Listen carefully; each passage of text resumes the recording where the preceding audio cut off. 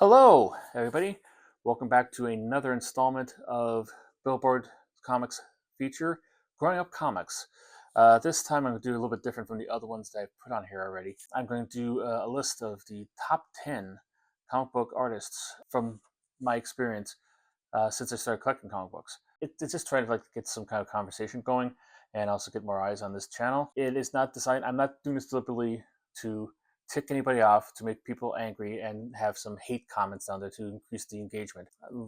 It might happen anyway. I can't avoid it. But I seriously put a lot of thought into this list. And there's some oddball kind of swerve things in there that you might not agree with. But if you don't, we could have a discussion, a respectful discussion down in the comments. You can tell me what your top 10 top cover artists are or were, and which one on this list should be higher, which one should be lower. And if you like this kind of content, please subscribe and hit the thumbs up because that helps with the algorithm. And especially since this is something new, I would like to also know if you like this, do more of this kind of stuff. Or if you don't, I won't ever do a list again. Well, I will probably do a list again because I have some plan, but I won't make it a regular feature. It won't be list heavy. But basically, I just wanted to put this down to words and stuff like this of people who I liked and admired as I was growing up as a comic book collector and a comic book reader. I decided for the first one to do covers because covers is the first thing most people see when they're going into a comic book store or a newsstand or whatever.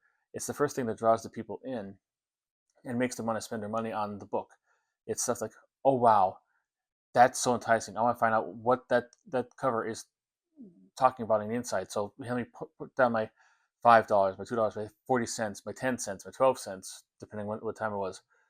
Um, so it's going to be I thought it's a good way to start because it's a skill and it's artwork, and there's a special brand of artists who nowadays, some I've started in the interiors, or might not have ever worked in interiors at all that much, who are now pretty much exclusively cover artists.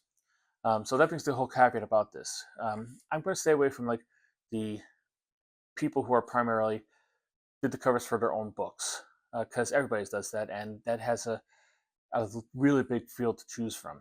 So I wanted to kind of lower the selection choice down quite considerably because, gosh darn it, I'm getting older and I don't want to die trying to research every single comic book artist who ever put a pen to paper. And once again, this is going with the whole growing up comic books motto. This is going to be basically my kind of in my lifetime since I started collecting comic books, since about 1975 to present. So, if looking for Alex Slomberg, who might be an awesome cover guy, he's not going to be in here. Go Kane, Matt Baker, not going to be on here because I don't have much experience with them because they're way before I started collecting comic books, and they might have worked in here. So that's the ground rules. That's where we're working from. Hopefully, using that as a jumping off point, you understand where my philosophy came from and what I'm going to do this. Like I said, there's going to be people here that you are wondering why I'm including. I'll give you a reason for all of my selections. And if you have a different opinion, respectfully, we can start a discussion in the comments. But let's get this started with number 10. My 10th favorite cover artist from my time collecting comic books would have to be Tim Bradstreet.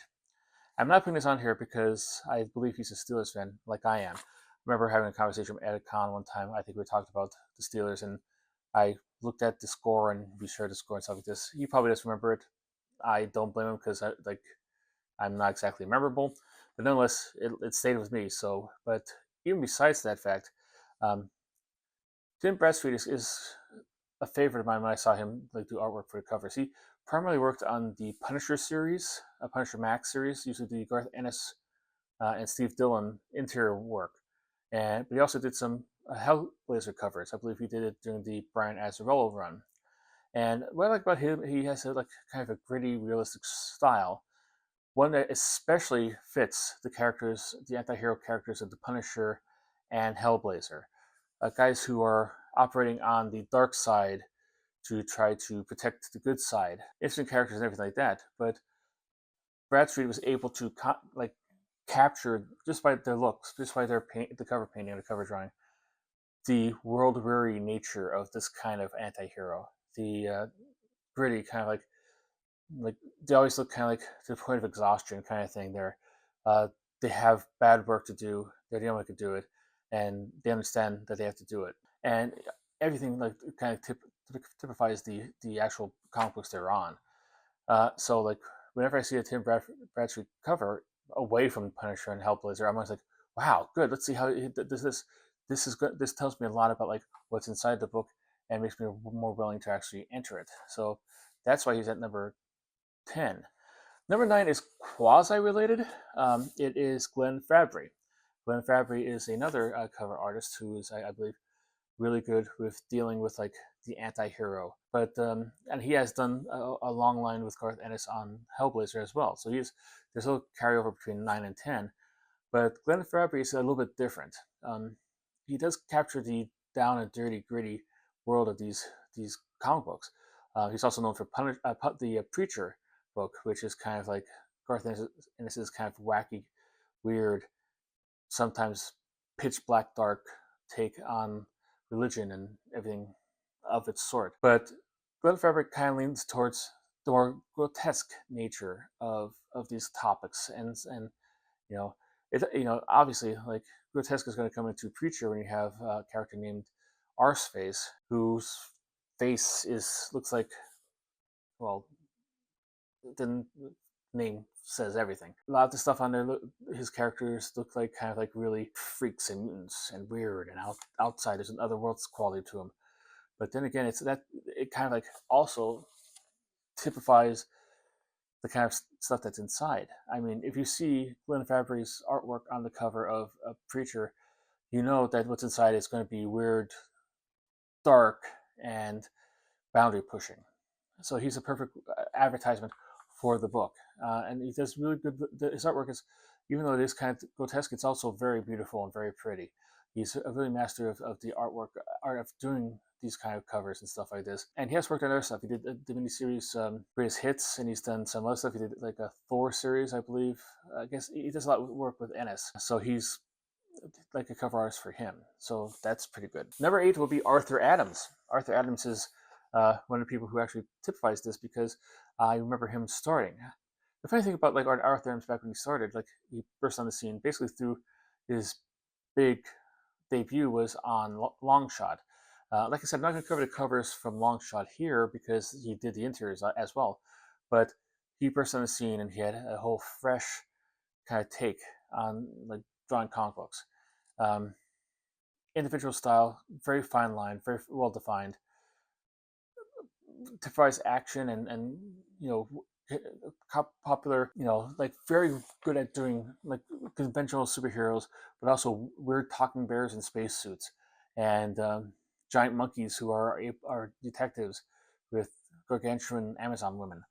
Yeah, he has like a whole bunch. He has a really large like scale of being able to draw stuff and make everything entertaining and everything like lively and fun. There's a sparkle in the eye of all of his characters, which is really good. I remember, like I said, when he burst on the scene, like everybody's so impressed by his artwork, they thought he was he was related to Neil Adams, one of the classic, who unfortunately is not on the list. Spoiler warning, um, comic book artist of all time, because his work was that good.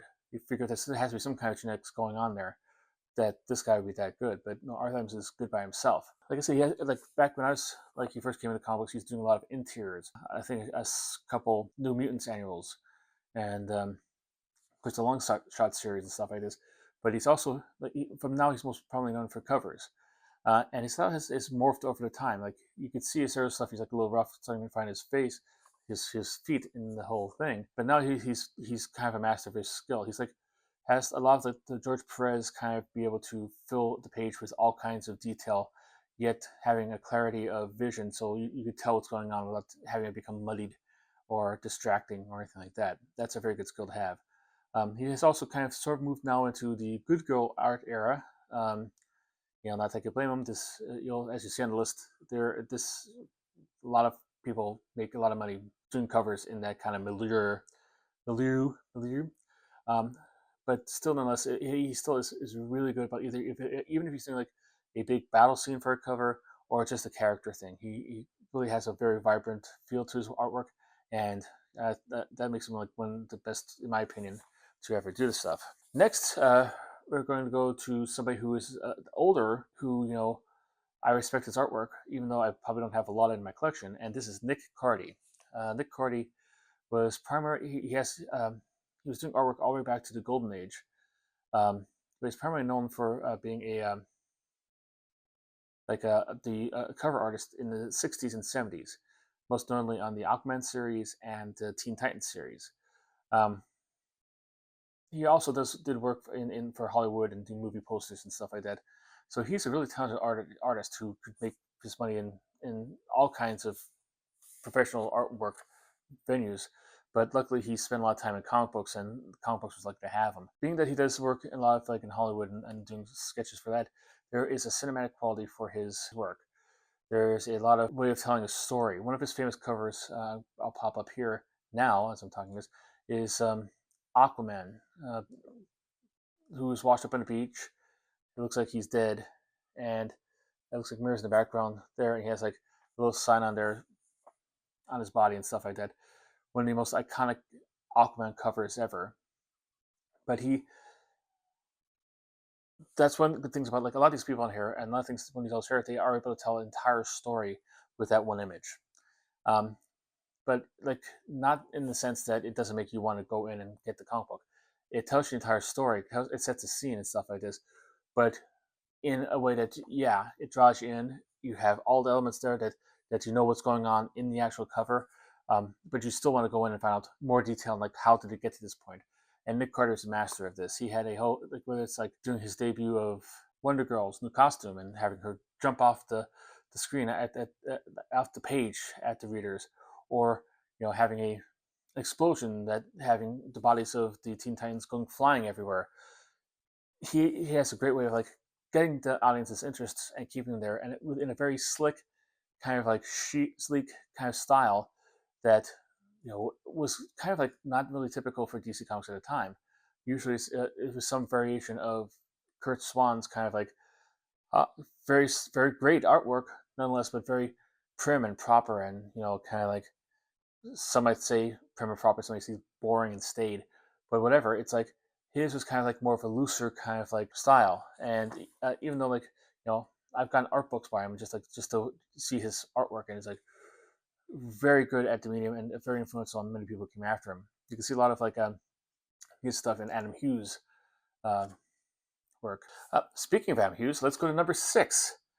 Number 6 will be the aforementioned Adam Hughes. Adam Hughes is another man who got started in the interiors.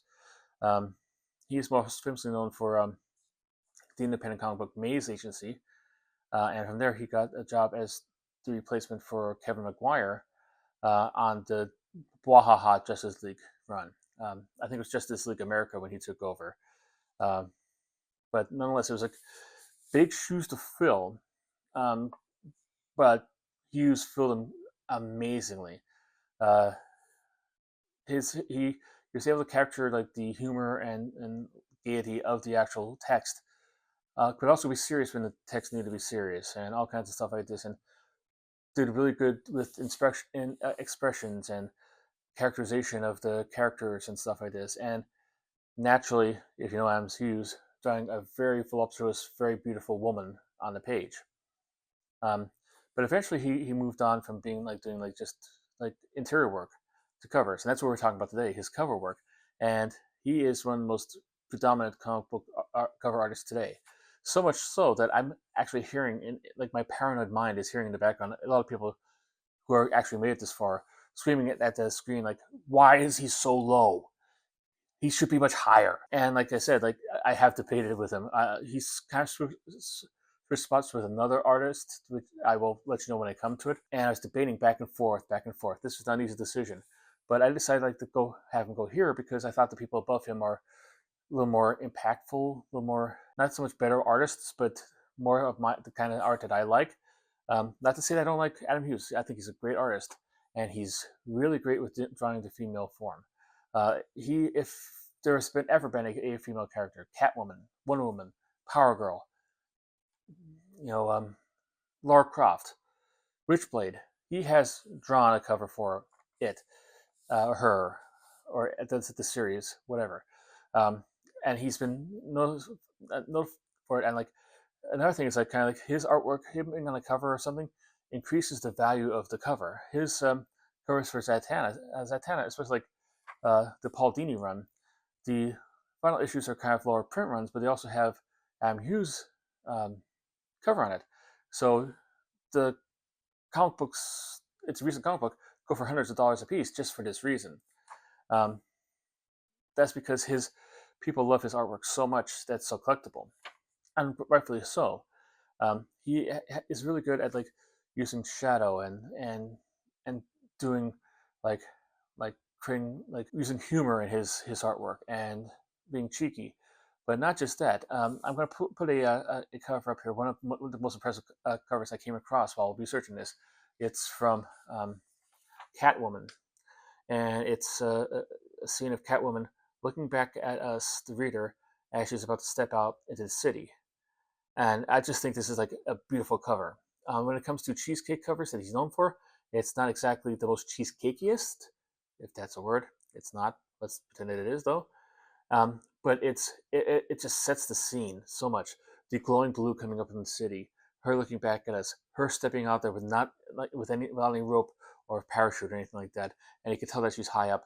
And like my first instinct was looking at this guy like a little chill in my thing, like I was actually worried about this imaginary character, worried for her safety because the image is that visceral and draws you in that much. Um, Anybody who's on this list is a great artist. Don't be upset that Adam Hughes is number 6 because he's really good at doing like all covers, not just the whole buxom woman floating, defying the laws of physics with a very immense bosom kind of thing. Uh, Sometimes he gets that, and that's maybe why I put him here. But he is really a great artist in his own right. Now the top 5. Top 5, number 5 will be Jack Kirby. Another one I get the feeling is you think you're deliberately putting him in number 5 just to get people outraged to make comments on the stuff. I'm not. Like I hear you. Every time Rolling Stone puts out a top whatever list, I'm pretty sure they put out stuff there, and they do stuff on there, rank stuff higher than the other, just to generate outrage and clicks to the website and all kinds of stuff like that. I'm not doing that. This is my honest opinion. And the reason I put Jack Kirby here is because Jack Kirby's cover artwork was fantastic, but his cover work outside of like I mean like let's talk about his stuff work. Fantastic Four number 1, iconic. X-Men number 1, iconic. Avengers number 1, iconic.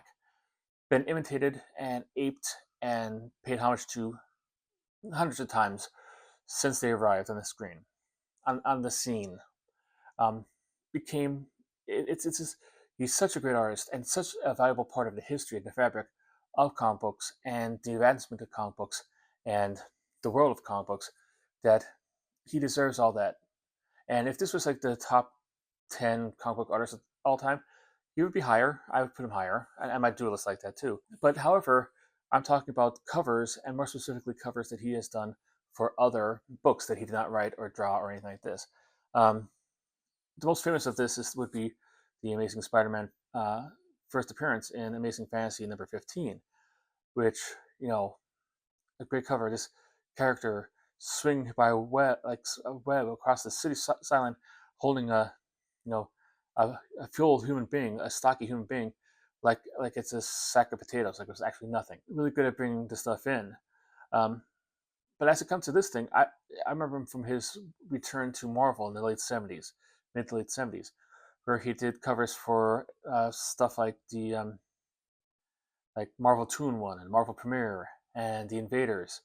I can put the Invaders up here. There's one amazingly designed one with Red Skull's head at the end of this block and the invaders coming towards him. That is great on all many levels. You could like teach a whole class on that cover alone about perspective and about telling a story and about like nothing sells a threat more than making like it when he's not 10 to 20 times bigger than the actual heroes that are facing off against him. And using that kind of metaphor, image as metaphor, is one of the reasons why he's like one of the masters. Everything seems to popped off the thing. Like I've mentioned here a couple times before about like my first 3 books that caused me to love the Avengers, which I got out of a 3-pack. 2 of those covers are by Kirby, and they were fantastic. One was from I believe 157, which had um, the stone statue of um, Black Knight walking over the prone bodies of all the Avengers. Seeing as a kid, I was just like, I gotta read this book. How did this happen? Who's this guy? How could he be so powerful to do all this? And it's just like it like drew people in. Like Kirby knew exactly what he was doing with all this. He knew exactly how to entice people in and how to do that. But since he has such a short, small kind of sample size of stuff that he did for other titles, and since the kind of thing I'm using is like keeping like the stuff that he does, the covers he did for his own books, he did the interiors for, using as a caveat, he ranks as number 5. I do have a case for pretty much all the top 4. Uh, one, like I said, I'm putting thoughts in your mind. You might not even believe this. One, you might have an issue with. The other 3, you should not, being higher than Jack Kirby on this list. But that's why I put Jack Kirby here, basically from where he's standing as his covers from stuff he doesn't do, trying to take away all the stuff that he did do. Just as I was doing with like, I didn't include the great long shot covers for Art Adams. I didn't include the great Justice League covers for Adam Hughes, just for based on the stuff that he did outside of his own comic books he worked on. He would be number 5. Number 4 is the controversial one. Uh, Again, not deliberately. I've got to repeat this again because I'm just saying this because it ticks me off to think that people are trying to manipulate my emotions by doing stuff that is obviously controversially wrong, just to get a reaction. I'm not doing this. I'm doing this because I actually generally love this man's artwork, and this is the guy who I actually had like his idea of swapping with the similarly themed Adam Hughes, because they both work in the whole beautiful, buxom woman kind of milieu. And the artist I'm talking about is Frank Cho. Frank Cho, of course, is a great artist who has also done interiors as well, but he is also known for his covers. And some of it has reached the manner of being iconic. His cover for Miss Marvel #1 is just a full body shot of Miss Marvel, but still, it kind of like just the body language and the stance and let you know who the character is. That this is a no nonsense, powerful woman who is not going to take any gruff from anybody. And that's a good thing about like his artwork. His artwork, beautiful to look at. A lot of like very beautiful, sexy women, but they all tell a story. When it comes down to between the competition between him and Adam Hughes, the reason I gave like the tip of the hat to Cho, because I think Cho's more better at doing the fine line illustrations and more intricate kind of like stuff like this. One cover I saw of him recently was an alternate cover to Poison Ivy, I think #22, which he did in kind of a Art Nouveau style, and it was perfect. It captured the style perfectly. It captured the character perfectly. It set the scene. It was beautiful to look at, and it's just I was amazed by the artistry in this. Not to say that like all the people below him or above him are better or worse artists than he is. It's just to say that like I'm just amazed constantly by when I see his artwork, because whether it's doing cross hatching or just like riffs on Art Nouveau and all kinds of stuff like this, or doing jokey humor covers as he's been known for his covers for Harley Quinn. He has a great sense of humor. I recommend his strip, the Liberty Meadows, which reminds me of a lot of Bloom County, which, if you know me, that is a high, high, high, high, high compliment. But I digress. Um, just for me, like for personal like stuff like this, like people might think of Cho as just being like a typical run and mill like good girl artist, uh, like Hughes and Art Adams and a number of other ones like are out there.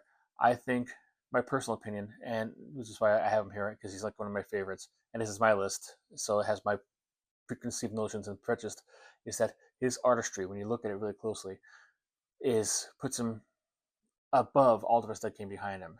I just feel that he has a really master of the line. He's a master of like the human figure. He's a master of telling a story with like just one cover, like all these are.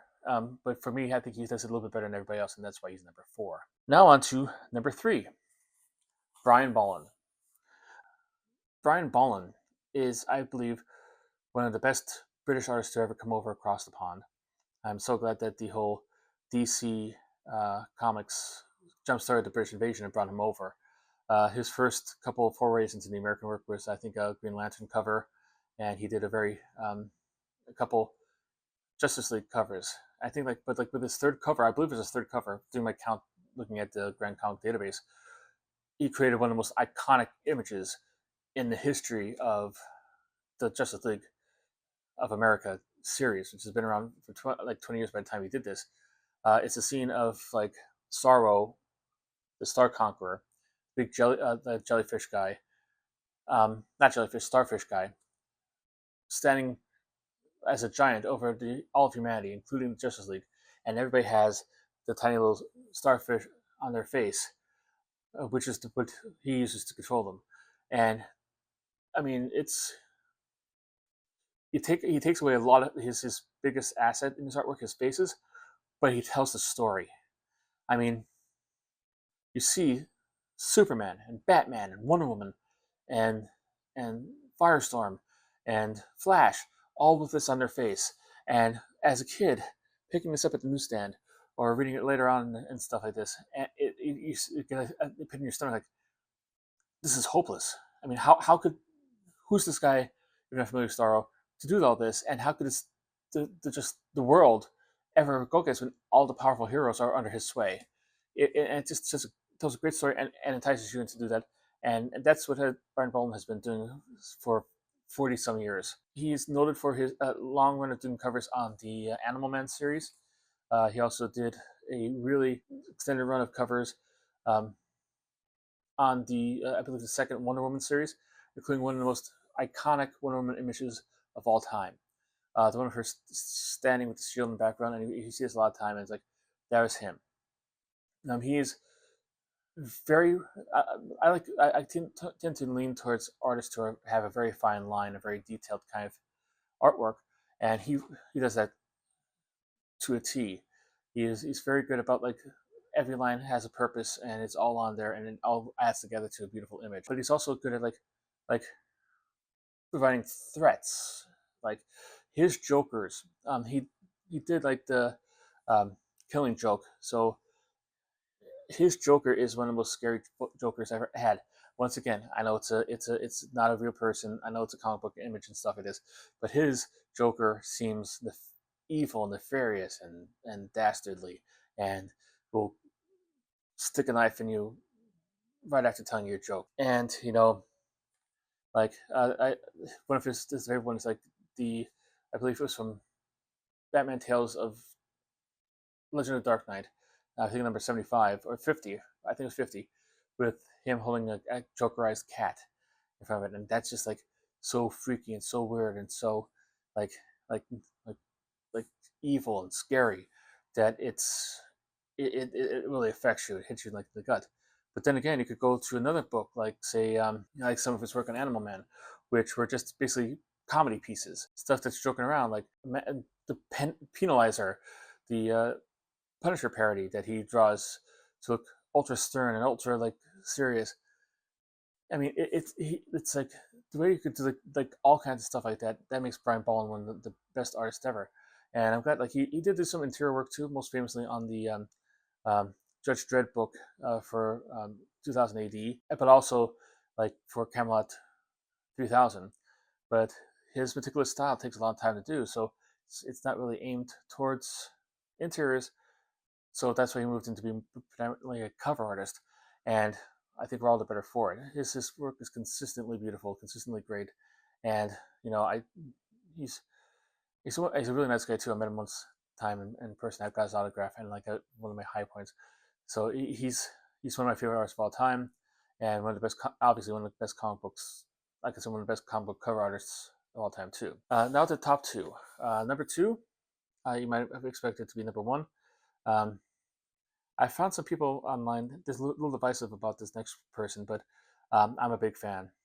And number two would be Alex Ross. Alex Ross, of course, is primarily known for his painted artwork, and a lot of people seem to be like kind of like down on him. They don't think this. He's just like full of reference a lot, and that usually lends to a stiffness of characters and figures and stuff like that. And like I could see that as a point. And but it seems like most people resent him becoming like so famous so quickly about this. but he just happened to be having a unique, beautiful art style, great from the get-go, from his very first work.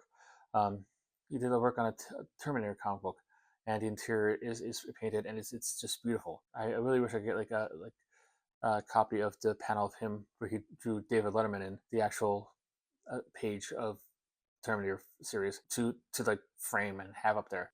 He just came on a time like during the like the early '90s. Like I think his first work was like about 1994, and he kind of worked through the '90s.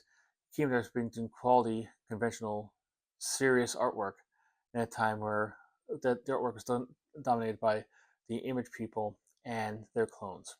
And granted, like I'm not dissing the image people. I love Todd McFarlane. I love Jim Lee. I think they're inventive and some of the best artists ever. However, at the clones they spawn was varying degrees of awful, but you'll have to admit that their style is diametrically opposed to art from Alex Ross.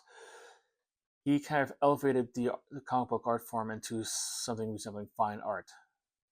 His artwork on Marvels and other stuff he did, and Kingdom Come did the interiors and rivals stuff that you might find in a museum as fine art, like the Great Masters and stuff. It is, in my opinion, his ability to actually capture feeling and add a sense of awe and grandeur to his subject matter is what makes him one of my favorite artists, and I think one of the best artists to ever have done cover work. And he does pretty much do most of his work as cover artwork. Obviously, a lot of people, while there are people who might not like his artwork, there's a lot of people, especially people who work for companies, who do. He has done artwork for pretty much every property that's out there, from Spider-Man to Superman to Batman, but also Star Wars and Indiana Jones and Red Sonja and all, like a whole bunch of, the list goes on and on and on. Like I said, like I'm saying, this is about covers, but just to briefly pick on Marvel's, how he made Reed look like the professor from Gilligan's Island, and Iron Man looked like Timothy Dalton, and Professor X looked like Patrick Stewart 3 years before Patrick Stewart was cast as Professor X. I just like the little in jokes he puts in there, like his artwork and stuff like that. I think in Kingdom Come he had a certain bunch of robots that are based on the Beatles Sergeant Pepper outfits. So like it's all kind of cheeky fun. So it's like you think he might be overly serious and overly stoic and staid because he does like the whole fine art painted kind of style. But that kind of stuff shows his humor and stuff like this. And there's a lot of stuff that his humor comes out in a lot of his work. But there's reason why he's still working as a cover artist even to this day, because he's that damn good. But he's so good, you might ask, like, if he's number 2, who's number 1? And again, for my money, for my thinking, number 1 cover artist of all time would have to be Bill Sienkiewicz. And there's a lot of reasons for this. I mean, like I said, I don't want to cover like the stuff about like how his work, he did stuff on work, but he's a great artist. He kind of like you saw him grow as an artist over the years on comic books. He started off as kind of like a Neil Adams clone, and Lord knows he wasn't the only one. Then he moved on to becoming kind of like a fine art kind of like painter, to becoming somebody who's pushing the boundaries and doing wacky, weird, esoteric kind of artwork for different series and covers and whatnot. But all along, he's been a wonderful artist. The reason why he's number 1, I could sum up basically as simply as putting it this way. My wife makes fun of me for being a collector of the Dazzler comic book. Dazzler, the whole disco-inspired superhero who's basically kind of like be fabricated to be a media tie-in, very cynical, very, very kind of like soap opera, something that a teenage boy should not be picking up off the stands, because really there should be no interest in it. But the reason why I gave it a chance with my allowance money is because of Bill Sienkiewicz's covers on that, which are absolutely beautiful. He only did like a small number of it, but the covers he did for that series were a master's class on how to do really good covers on and enticing covers in this. I remember when there's like one he did for Assistant Editor's Mom, where he did this thing about Dazzler going out to the West Coast, and hitching a ride with Marvel editor Ralph Macchio. Not the same guy from the Karate Kid, different guy. But I'm sure he really loves the comparison. He's been putting up with that for 40 years. But I digress. But like, it's, you know, Dazzler in the forefront. Typical California, blonde hair, in like short blonde hair in the wind. She's wearing a leotard with, I believe, I'm doing this from memory, so I might get this wrong. If I am, you'll see it up here because I'm going to put it up here. But I'm going to go back and change it because this text, so you can laugh at me in the comments too. Roller skating down there, and the outline of the California is on the side, and you see a Ferrari coming out there, and big face of Ralph Macchio in the background, and it's like all constructed as like tells the story of what's inside perfectly by doing this kind of like art collage. And then there's this one about where the top of the mountain inside about a guy who's trying to commit suicide. And they do a picture of like the man standing against the backdrop of a wave, and the wave is coming up, and the crest of the wave makes a skull, and it's just great imagery, and it tells you what's going on inside that. Like, you know, the reason why he's here ahead of like Alex Ross, because I believe Bill Sienkiewicz walked so Alex Ross could run. If it wasn't for like discuss, I mean, like people have been doing painted artwork in comic books and covers and stuff like this. So back before there were comic books, back in the pulp era, someone like, you know, the Classics Illustrated had the kind of like painted covers and stuff like that. So it's what Alex Ross and Bill Sienkiewicz never did was not exactly new or original. However, it expanded what came before in dimensions that were never before thought of, and the inventiveness of this kind of artwork by Bill Sienkiewicz back in the 80s kind of helped pave the way for all the numerous paint artwork today, especially for the mastery of Alex Ross. I'm sure you might, Alex Ross, if you track him down, will probably say the same thing. Yeah, I just wish, like, you know, it's just like, so the reason why I actually picked up the Lamo, according to my wife, Dazzler series is thanks to Bill Sienkiewicz, and you know, thank you for a lot of stuff. So yeah, he's a true master of the art form in all its forms, both interiors and exteriors. But his cover work is truly exceptional and truly special, and well deserving of the number one place in my list of the top 10 comic book cover artists of all time. At least, I mean, from 1975 on. How do you think about my list? What do you think about my list? Like I said earlier, I know some people might have issue with this, and I don't blame you if you do. But if you do, let's get a discussion going. Go into the with your top 10 in the comments. Who was your favorite? Who do you think was too high? Who do you think was too low? Was I right thinking that having Frank Cho at number 3 was controversial, or did I get that spot on? Do you think Alex Ross should be number 1 and Bill Sienkiewicz should be lower down on the list? Let me know. Let's have a respectful dialogue on this if you so choose, and I look forward to it. But until that time happens, I hope to hear from you again. I'll be back in a week with another edition of Growing Up Comics. But until then, keep on collecting.